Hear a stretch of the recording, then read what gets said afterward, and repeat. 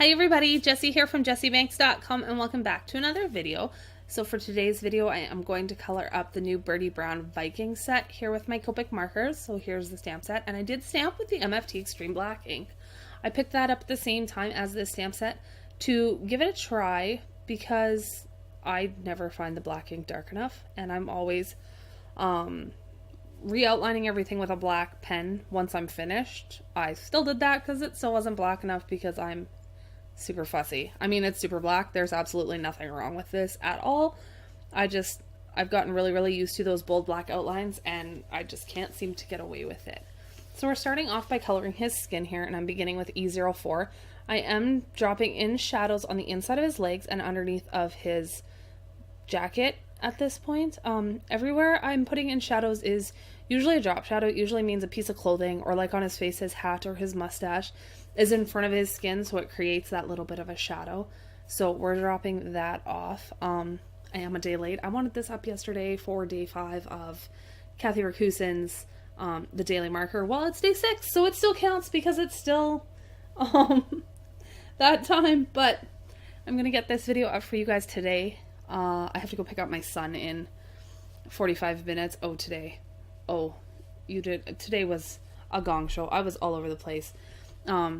Caleb had a birthday party it started at 11:30 this morning, and he has swimming lessons at 10:30 in the city, so I think we were like 15 minutes late because they're about 10 minutes out in the country out on a farm.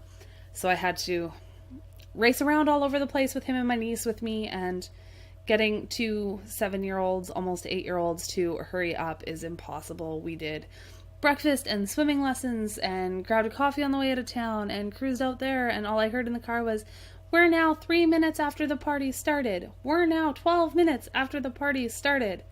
Yes, I know, you guys. I told you. Anyway, sorry. That's my rambling for today. So once we get his skin all blended out, I use my ends for all of the gray just to kind of give it a steely look.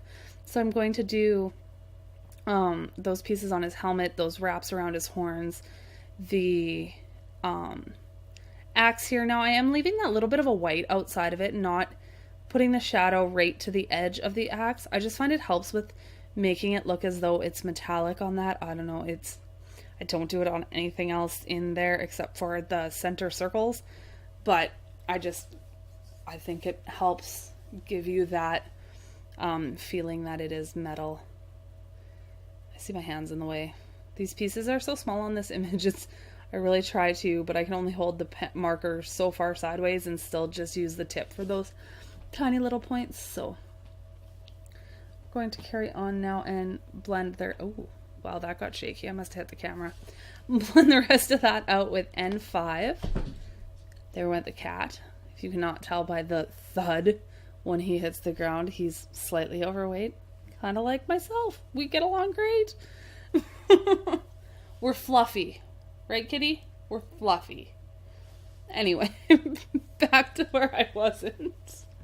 So I'm just going through and I'm blending out. I'm going right over top of that darker color and pulling it into the white area every time I go to a lighter color. I know some people like to color light to dark and then back from, or no, dark to light and then back from light to dark, or is it light to dark and back? Anyway, they do 2 coats on it, and I prefer to try and make it happen in one.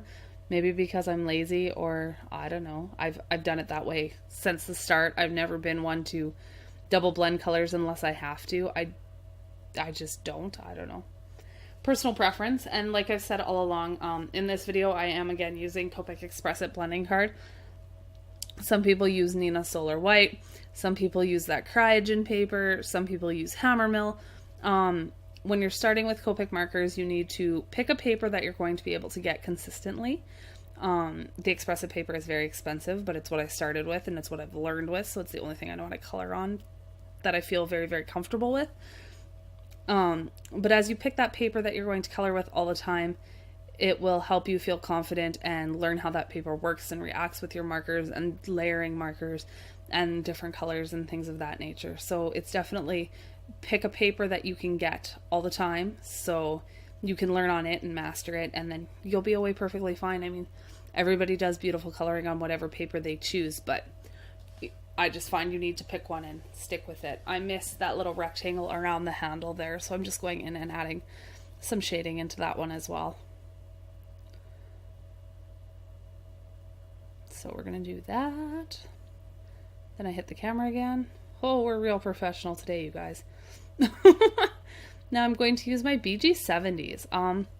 This 78, 75, 72, and 70. I love this combination.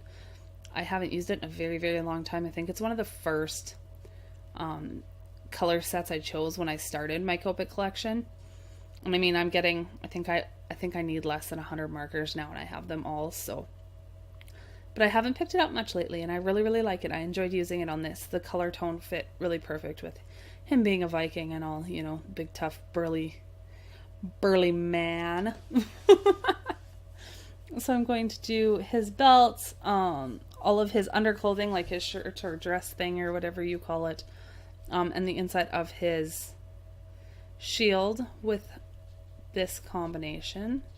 I did only speed this video up to 2 times the speed, simply because it wasn't a very long video to start with. I think it took me about a half an hour, so this video should be roughly 15 minutes. But some people like to watch it a little bit slower, and listening to me blabber on for more than 15 minutes is far too long to listen to me talk. Way too long to listen to me talk. So on his boots there, you can see how I'm just following the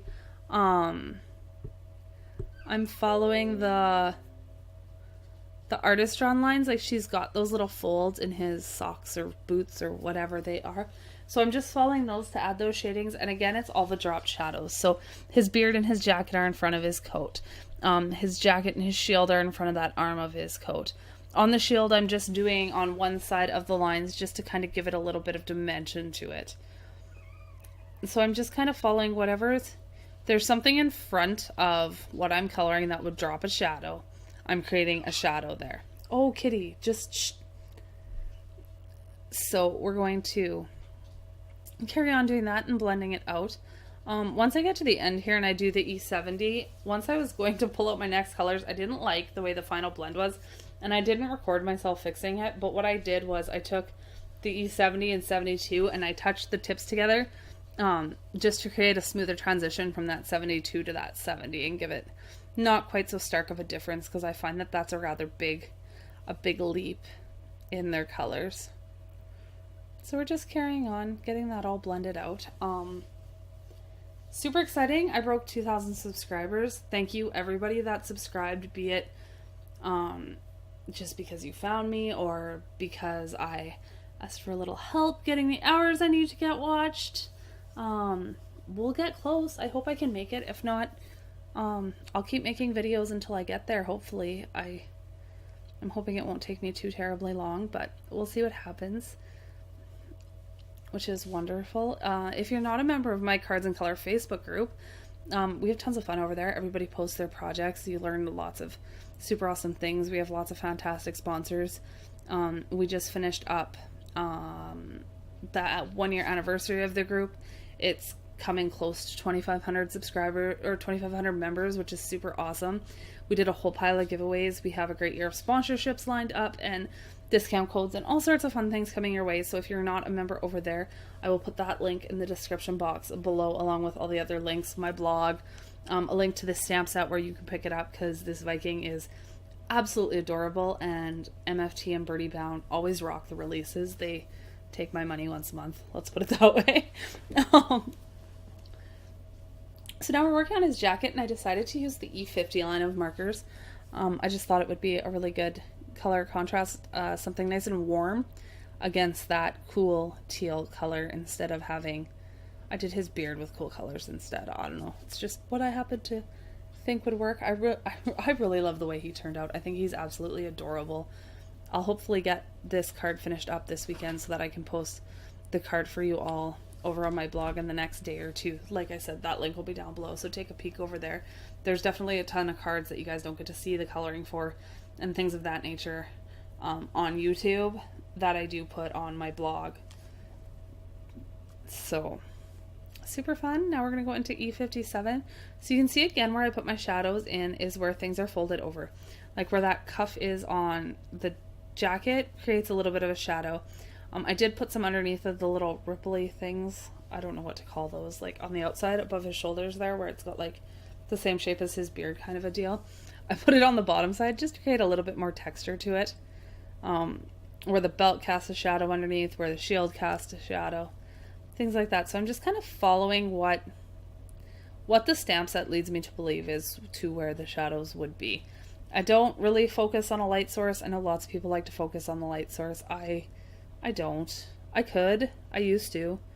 I don't. I don't know. It's fun. I think they look adorable. And I color them up how I think they look cute. Now we're going to go... Oh, this is still E57. I wanted to add a little bit behind the back side of that axe. Then we're going to take E55. Oh, I had the wrong marker. That was E35 and I realized it was the wrong marker. It's not the one I wanted. So E55, and we're going to continue to blend that out.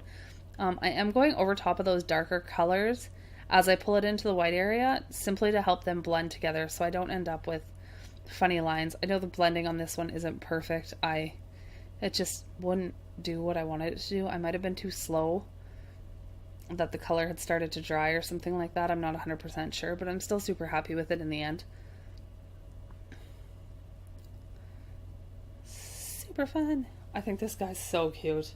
I want to color him up again, and I want to make him wearing like pink and purple because I think it would be hilarious to see this big burly guy in pink and purple. I don't know.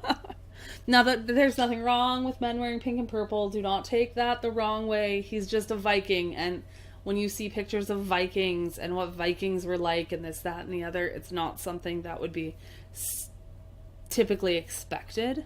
That's why I want to do it. So now I'm doing his beard, and I'm using the E40s. So I started with E42, and instead of pulling back and forth, I'm just going to make the dark coming out from the center point there. So you can see, like, from his nose, I pull it out on both sides, and then I just go from around his mustache out towards the edges, and I'm leaving those edges nice and light. Not something I normally do. I normally go from both sides of the hair and leave the highlight in the center, but I really thought this worked and looked absolutely adorable. I love his beard and mustache. I love this stamp. I think it's fantastic. It's fantastic. So I've got lots of fun things coming. I just finished a Craft and Kimmy video that I'll edit this evening and hopefully get up for you guys tomorrow. Well, there's another one too. I'll hopefully get something up for you guys tomorrow. Monday, I'll have a Power Poppy one. And I got a few more coming up. So I'm really trying to get you guys out lots and lots of videos of coloring and things of that nature. I hope you enjoy them and you don't get too sick of me. Fingers crossed. If you get sick of me, I'm sorry. I can be relatively annoying. I tend to babble a lot. But that's okay. I was talking to the other half the other night while we were laying in bed, and he literally started snoring in the middle of my conversation. I was insulted. Earlier he had told me I was talking too much. So now I decided that I didn't like that black line enough, so I'm taking a 0.1 Copic multiliner, and I'm just going to show you like the first little bit here because my hand's in the way. But I'm going to completely outline that in black. Ooh, the lighting went funny. This is the Dilutions White Linen ink or paint pen. I'm going to add just some white highlights on it in different places on the metal, all the way around the shield and stuff like that. I've used the Uniball Signo. I really like this one though. I really like this paint pen. I think it's my current favorite anyway. For how long that'll last, I'm not sure. But I like it for right now. So I hope you guys enjoyed the video. Please give me a thumbs up if you did. Leave me a comment down below if there's anything you think I should improve on. If you're not a subscriber, please subscribe. And I'll see you guys in the next video. Bye for now.